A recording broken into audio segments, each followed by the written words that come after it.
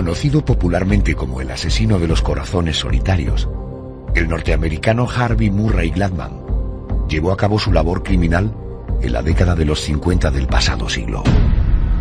Su otro apodo lo dice todo: el fotógrafo asesino.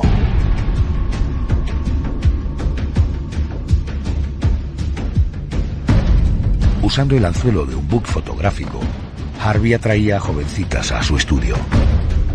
Allí las violaba y asesinaba, plasmando las escenas con sus propias cámaras.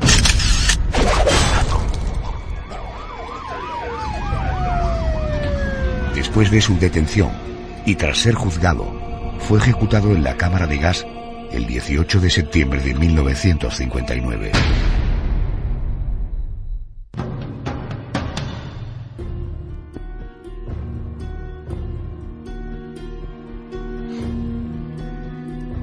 José Manuel Frías, buenas noches y bienvenido. Buenas noches, Adolfo. Bueno, estamos ante un personaje y una historia que parece el guión de una película, pero estamos ante un caso real que tuvo consecuencias reales de muertes y de la ejecución de este pájaro, de Harvey Murray Gladman, que, como decíamos, el 18 de septiembre de 1959 murió en la cámara de gas. Este Harvey Gladman nació, en fin, con una limitación que posiblemente pudo provocar un carácter violento. Era una persona muy fea, era un hombre muy feo, pero además era motivo de mofa precisamente por su aspecto físico, ¿no? Pues sí, eso parece. La verdad es que no hay más que ver una fotografía suya, y en internet abundan, para entender que no destacaba precisamente por su belleza. Era realmente feo, con un rostro que causaba las burlas de sus amigos y de sus vecinos, sobre todo por sus orejas, que eran demasiado grandes. De hecho, en el colegio llegaron a apodarlo Dumbo, ¿no?, como el famoso elefante de la Disney. Por cierto, Harvey Gladman nació el 10 de octubre de 1927 en Denver, Colorado. Las humillaciones comenzaron pronto. Ya en el colegio los demás niños se reían de él, incluso nadie quería sentarse a su lado. Pero lo que más le marcó fue el completo rechazo por parte de las chicas del sexo opuesto, ¿no? Algo que posiblemente fue el motivo de su tendencia a violar y matar a mujeres jóvenes. De hecho, en el instituto se recreaba abriendo las mochilas de sus compañeras. Era como si disfrutara violando esa pequeña intimidad. En todo caso, su odio hacia el mundo fue generalizado y poco a poco se fue convirtiendo en un niño tímido, un niño retraído, sin apenas contacto social con los demás. Eso sí, era bastante inteligente, tenía un cociente intelectual muy alto para la edad que tenía. Bueno, hablas de timidez, hablas de un chico poco sociable. Esas frecuentes burlas que despertó entre sus compañeros de colegio y de instituto, que todos sabemos que son extraordinariamente crueles, ¿despertó en él o empezó a despertar en él algún síntoma de violencia? Sí, pero esa violencia empieza por él mismo, no por los demás. Quiero decir que en ocasiones se autolesionaba. Por ejemplo, una vez sus padres descubrieron que tenía en el cuello una marca rojiza muy profunda, y aunque al principio el niño no quiso decir cómo se la había hecho, al final confesó que se había atado una soga al cuello y se había colgado de una viga del desván que, por suerte, era demasiado baja como para causarle la... Empieza por él mismo, no por los demás. Quiero decir que en ocasiones se autolesionaba. Por ejemplo, una vez sus padres descubrieron que tenía en el cuello una marca rojiza muy profunda, y aunque al principio el niño no quiso decir cómo se la había hecho, al final confesó que se había atado una soga al cuello y se había colgado de una viga del desván que, por suerte, era demasiado baja como para causarle la... Empieza por él mismo, no por los demás. Quiero decir que en ocasiones se autolesionaba. Por ejemplo, una vez sus padres descubrieron que tenía en el cuello una marca rojiza. Pero después huyó sin querer tocarla, en fin, producto del resultado de ser un crío y de al final tener miedo incluso de la propia actitud que había mantenido. Efectivamente, creo que daba la impresión de que su único deseo era hacerle pasar un mal rato a aquella chica, casi como venganza por sentirse tan distinto a los demás en la escuela y en la calle. En todo caso, si sentía algún tipo de excitación, esta era siempre a la distancia, sin ningún tipo de contacto físico. Evidentemente, después de este suceso, Harvey fue detenido, pero su puesta en libertad bajo fianza fue prácticamente inmediata. Sale bajo fianza y decide trasladarse a vivir a Nueva York, una gran ciudad en la que podría dar rienda suelta a su instinto. José Manuel, ¿cómo fue aquella etapa en la ciudad de los rascacielos? Al principio daba la apariencia de haberse convertido en un vulgar criminal. Se dedicaba a allanar moradas e iba sembrando el terror entre el entorno, entre la comunidad. Llegaron incluso a ponerle otro mote, era el del bandido fantasma. O sea, apodos, por lo que podemos ver, no le faltaban. Pero al final siempre terminaba derramando su odio sobre las mujeres. Las asaltaba a punta de pistola. Pero esta vez no se iría de rositas. Y tras un nuevo arresto, pasó 5 años en la cárcel del Sing Sing. Al salir de prisión aparentaba haberse recompuesto como ser humano y en 1951 comenzó a trabajar en Los Ángeles como técnico electrónico. Estamos contándote el expediente, la historia de Harvey Gladman, apodado el fotógrafo asesino. Hemos dicho que sale de la cárcel, que empieza a trabajar en Los Ángeles, compagina su empleo con un pequeño estudio de fotografía que monta en la ciudad, se hace pasar por fotógrafo de una importante revista de moda y claro, esta es la trampa perfecta para jóvenes ingenuas que querían ser modelos, ¿no? Y es el caso, por ejemplo, de Judith Ann Dull, la primera en enfrentarse a la bestia. A mediados de 1957 logró convencer a la muchacha de que un buen book fotográfico sería el principio de una carrera de modelo. Ella, muy emocionada, de hecho quería ser modelo, acepta esa invitación. Ya en el estudio, Harvey actuó de manera totalmente meditada, premeditada. Le dijo que tenía que cambiarse de ropa y ponerse una que él mismo había preparado. Lo que buscaba Gladman, en cierto modo, era crear el ambiente, el atrezo que más le apetecía. Lo peor vino después, cuando le dijo a Judith que las fotografías eran para un reportaje detectivesco y que para ello debía aparecer atada con cuerdas y completamente amordazada. Ella no debió sospechar nada, porque obedeció sin poner resistencia y la sesión transcurrió con absoluta normalidad. Hasta que Harvey Gladman la tiró al suelo y la amenaza con una pistola.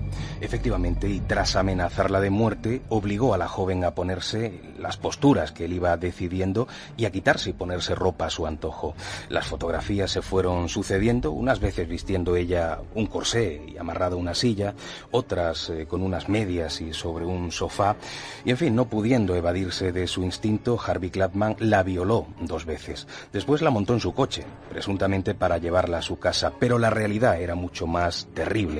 El criminal condujo a su víctima a las afueras de la ciudad y allí, en una zona completamente desértica, la fotografió en nuevas poses, siempre completamente atada.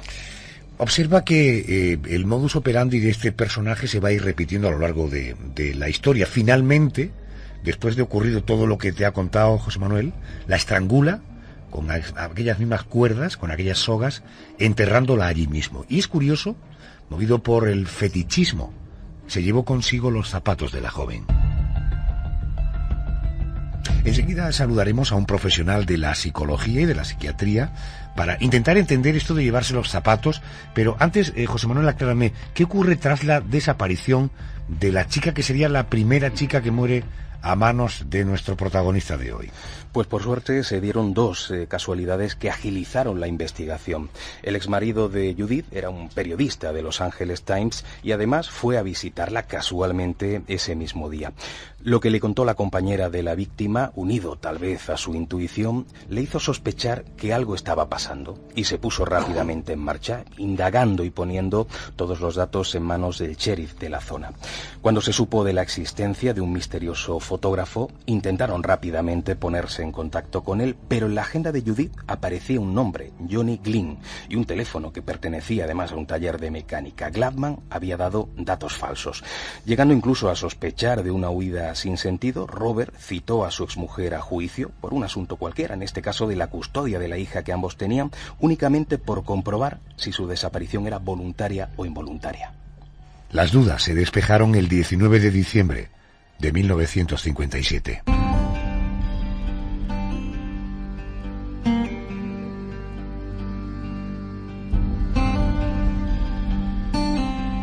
Un trabajador de un rancho cercano encontró un cuerpo semienterrado en el desierto, posiblemente exhumado por las alimañas.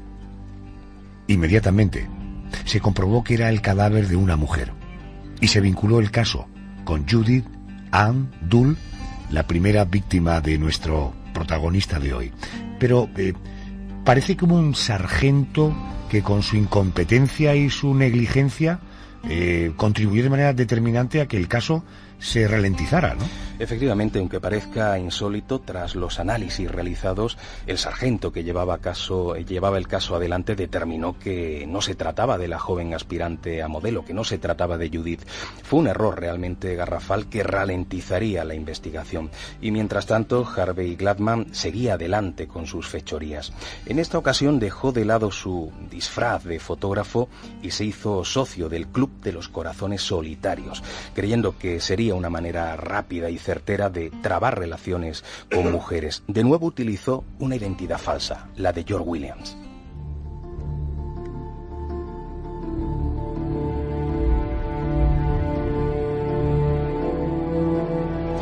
Fue a principio del año 1958 cuando le concertaron un primer encuentro. La víctima se llamaba Shirley Ann Bridgeford.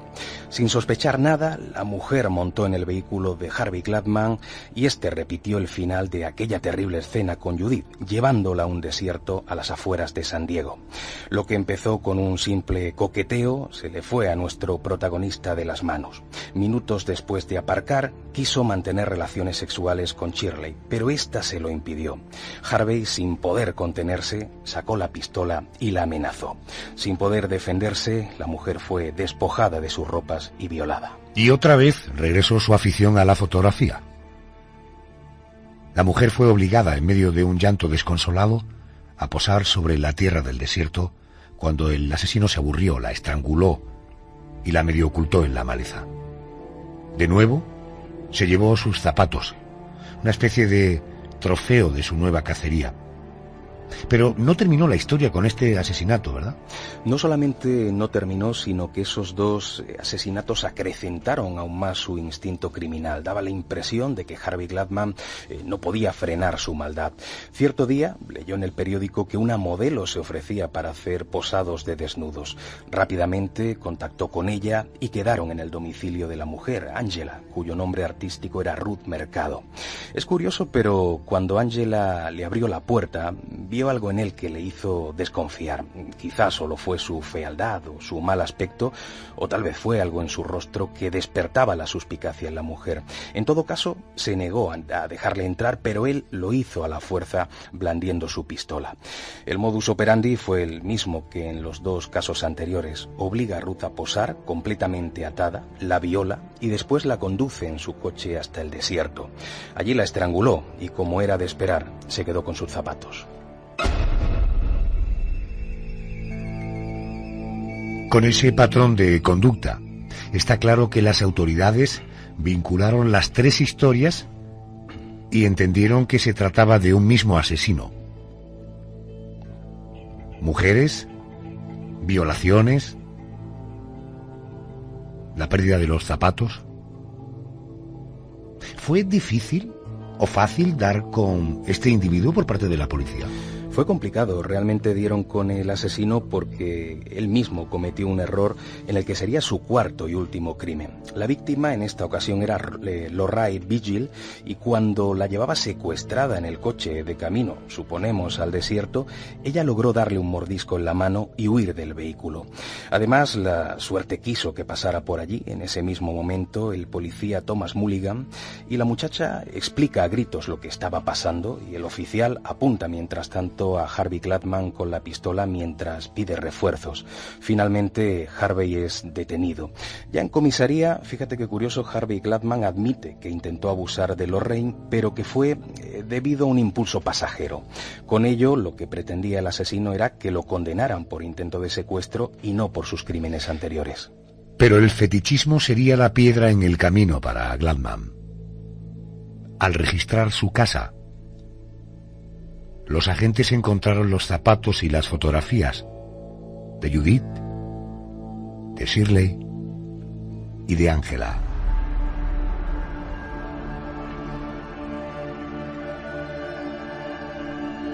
Vamos a consultar con todo un experto, con José Miguel Gaona, psicólogo, psiquiatra forense y colaborador de esta casa. Doctor Gaona, muy buenas noches y bienvenido a la Noche de COPE. ¿Qué tal? Buenas noches. La primera pregunta, antes de entrar en materia, hay que indicar que Harvey Gladman, nuestro protagonista del expediente de esta noche, era un personaje, como además se puede apreciar en Internet, muy poco agraciado físicamente, era un tipo muy feo, pero además la mofa, precisamente por su aspecto, fue algo que le marcó desde muy pequeñito. Doctor, ¿puede que ese rechazo de la gente en general, y en particular del sexo opuesto, pudiera ser el embrión para que una persona normal se pueda convertir en una persona violenta y, como consecuencia de ser una persona violenta, llegar incluso a terminar convirtiéndose en un asesino? Habitualmente eso es una de las cuestiones más discutidas, y los famosos psicópatas nacen, se hacen. Muy probablemente es una combinación de ambas cuestiones. Por un lado, personas que son poco sensibles, que ya neurológicamente vienen predispuestas con una falta de empatía, muchas veces con una falta de emociones. Hay personas, por ejemplo, que en su sistema neurológico, en la propia amígdala cerebral, que es una estructura que tenemos justamente de las más primitivas, no son capaces de expresar, no son capaces de sentir ese tipo de cosas. Y si además hay una serie de factores externos, ambientales, llamémosles así, pues justamente se junta, nunca mejor dicho, el hambre con las ganas de comer. José Miguel, sobre este asunto que te quiero plantear ahora, tengo verdadera curiosidad. Cuando preparábamos la documentación del programa, inmediatamente pensé que tu opinión clarificaría algunas cosas, porque podemos estar ante un hecho muy simple o el indicio de que estamos ante una personalidad compleja. Me refiero, el fetichismo. ¿Una persona que es fetichista se puede considerar una persona con un problema? Y por otra parte, ¿los fetichistas esconden una personalidad rara, incluso enfermiza, o no necesariamente? En principio, el fetichismo está considerado como dentro de lo que son las parafilias, que en definitiva son otro tipo de conductas sexuales más allá de la normalidad, palabra que los psiquiatras, por así decirlo, odiamos, ¿no? La normalidad como tal, además, no tiene por qué ser un concepto deseable necesariamente, como interpretamos de una manera coloquial. Puede ser normal tener caries y no deseable, un ejemplo. En principio, el fetichismo sí es acompañado de otro tipo de conductas sexuales dentro de lo habitual. No es una patología, prácticamente ninguna de las parafilias es una patología prácticamente per se, excepto que sea el único hilo conductor, es decir, donde la sexualidad se queda total y absolutamente centrada. Es decir, en otras palabras, si la persona, en este caso el fetichista, por ejemplo, no puede huir justamente de esta parafilia, no puede alternarlo con otro tipo de conductas sexuales, entonces sí que sería candidata a tener un tratamiento. Y cuando el profesor Gaona, el doctor Gaona dice parafilia, ¿qué exactamente qué quiere decir? Bueno, son las antiguas llamadas aberraciones sexuales o este tipo de cosas, ¿no?, que han ido evolucionando en su nombre. Realmente es lo que tradicionalmente pues hemos denominado de esa manera en cuanto a aberración sexual o perversiones sexuales, etcétera, que actualmente pues se llaman parafilias. ¿El satirismo sería una parafilia? En principio sí, está considerado dentro de las parafilias, pero en el caso particular, de todos modos, de Gladman, desde luego me da la impresión que justamente el vector principal, sin ningún lugar a dudas, es más bien el fetichismo, y además en muchas de sus otras vertientes, ¿no?, que tienen también particularmente el bondage, por ejemplo, ¿no? ¿Qué puede llevar a un asesino, en este caso a un asesino en serie, a guardar fotografías, por ejemplo, los zapatos, teniendo en cuenta que en el momento que arrancara la investigación, estos podrían ser elementos, en su caso desde luego lo fueron, que le incriminaban directamente en estos asesinatos, ¿no? Sin lugar a dudas. De hecho, Harvey Gladman tenía una serie de particularidades, pues yo creo bastante llamativas. Por un lado, inicialmente él se dedicó a robar a víctimas, pero no a cualquier víctima, sino solamente a víctimas femeninas y que se encontraban solas. Y dentro de esa dinámica comenzó en un momento determinado a violaciones, agresiones sexuales incluso desde temprana edad, y finalmente es una evolución prácticamente natural en casi todos los psicópatas violadores, evoluciona hacia el asesinato. De hecho, este caso me ha recordado, de alguna manera, lo que hemos visto ahora en España con el caso de la pobre peregrina, ¿no? Eso es.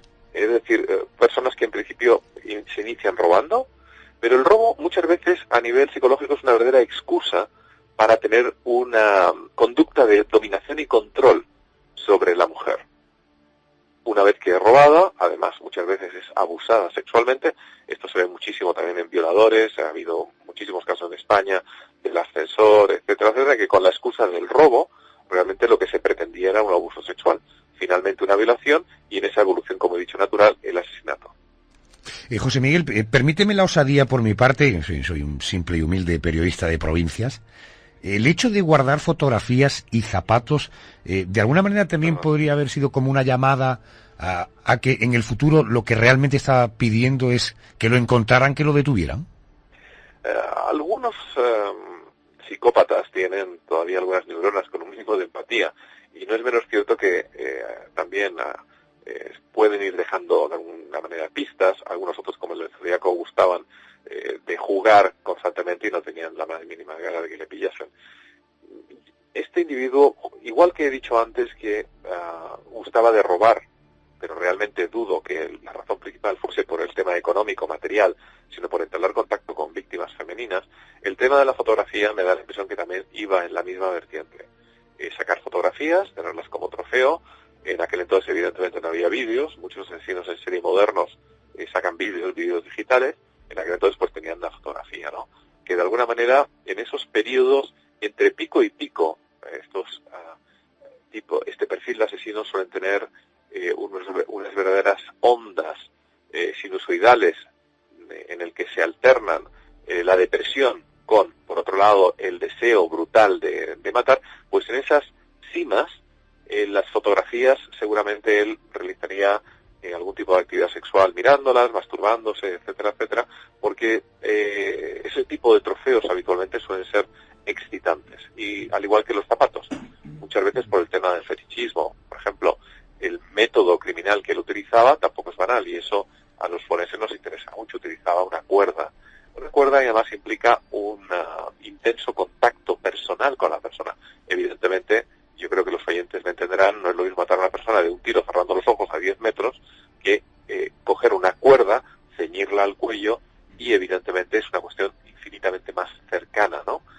La persona que en un momento dado está cometiendo el crimen tiene otro perfil totalmente distinto. Y además utilizaba prácticamente siempre la misma cuerda, con lo cual la cuerda a su vez era un verdadero fetiche. Él mismo, de niño, le llevaron al psiquiatra porque tendía también a realizar prácticas en un momento dado autoeróticas con métodos de asfixia que ni siquiera quiero entrar porque no quiero dar ideas a ninguno de los oyentes.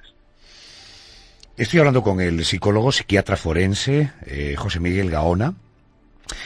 José Miguel, no sé si esta pregunta tiene una explicación genérica, una respuesta que podamos generalizar. ¿Por qué llevarse los zapatos? Quiero decir, uno presupone, se mete un poco en la mente de un asesino, de un personaje como este, un violador, a lo mejor es más normal que se llevara ropa íntima de las víctimas, pero ¿y los zapatos? Sí, bueno, los zapatos para muchas personas, incluidas mujeres también, tiene un significado sexual. Los zapatos de tacones se asocian a un tipo de, muchas veces, de apariencia sexual.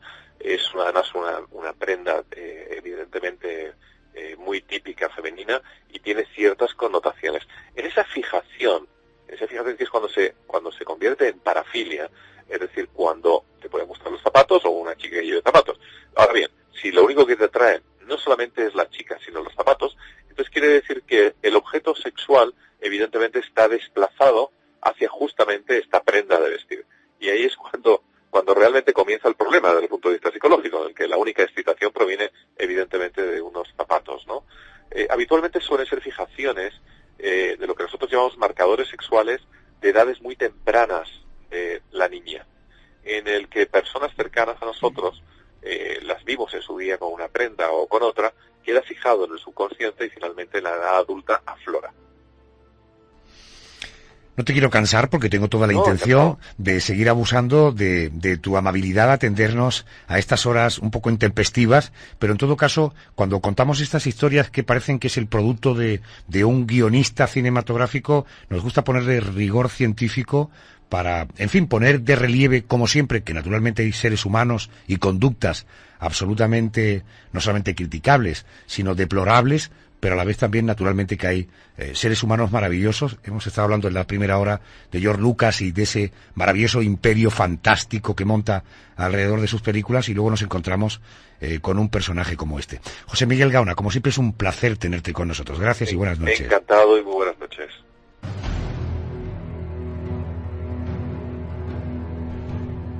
Dejábamos a nuestro protagonista de hoy detenido, registraron su casa, los agentes encontraron los zapatos y las fotografías de sus víctimas. Cuando la policía descubre las fotografías de Judith, de Shirley y de Angela asesinadas, Harvey Gladman se derrumba y confiesa los detalles de los asesinatos, ofreciendo la localización de los cadáveres. En noviembre de 1958, el Tribunal de San Diego dictaminó que Gladman era culpable de 3 asesinatos.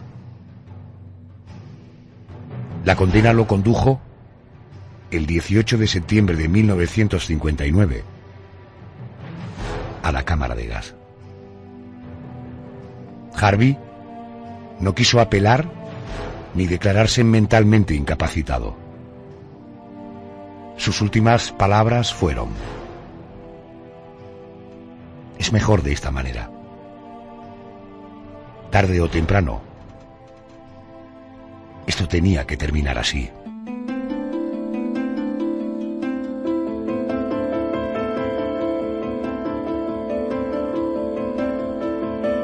José Manuel, el personaje del que hemos hablado hoy, el expediente que hemos abierto, el de Gladman, tengo entendido que tuvo una proyección literaria, incluso cinematográfica, ¿no?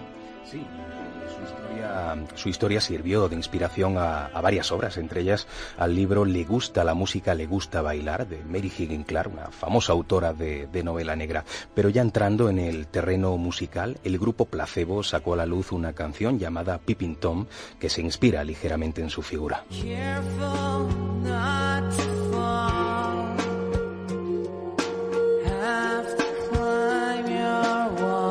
La letra viene a decir: tengo cuidado de no caerme. Tengo que trepar tu pared. Porque eres el que me hace sentir mucho más alto que tú. Solo soy un mirón. Demasiado tiempo a solas. Problemas con la bebida. Nada que perder. Soy insignificante. Estoy desnudo. No tengo fe. Tengo miedo.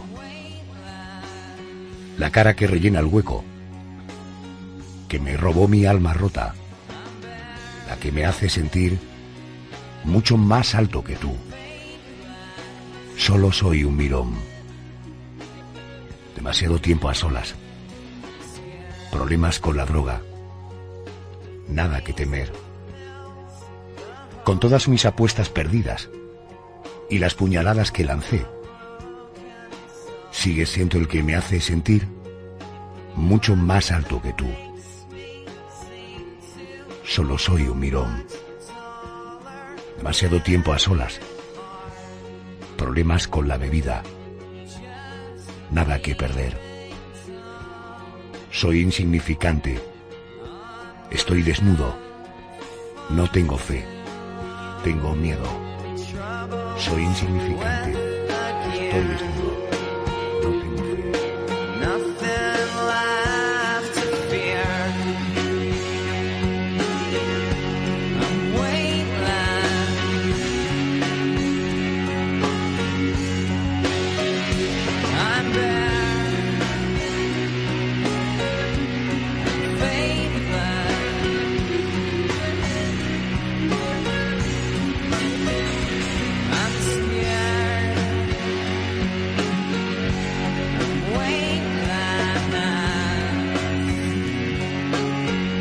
Además de Placebo, existe otro grupo que se llama de manera idéntica a la canción de Placebo, Peeping Tom, y que también ha publicado temas inspirados en el famoso asesino. Ya en el mundo del cine hay una película llamada Trauma, del director Jack Webb, que vio la luz en 1966 y que recoge en el ámbito de la ficción escenas que fueron reales en la vida de Harvey Gladman. Los propios productores transformarían un año después la película en serie televisiva con el nombre de Dragnet, que duró 4 años en antena. Esa serie recrea una escena bien curiosa. Un encuentro entre Gladman y un oficial de policía. Harvey decía: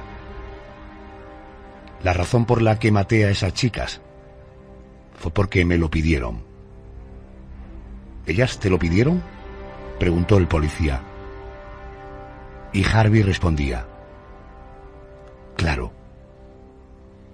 Ellas me dijeron que preferían estar muertas que estar conmigo.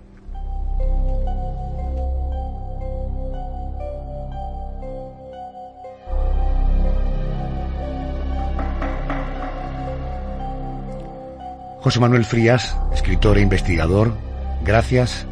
Y nos encontramos con un nuevo expediente la próxima semana. Gracias. Gracias a vosotros, un placer.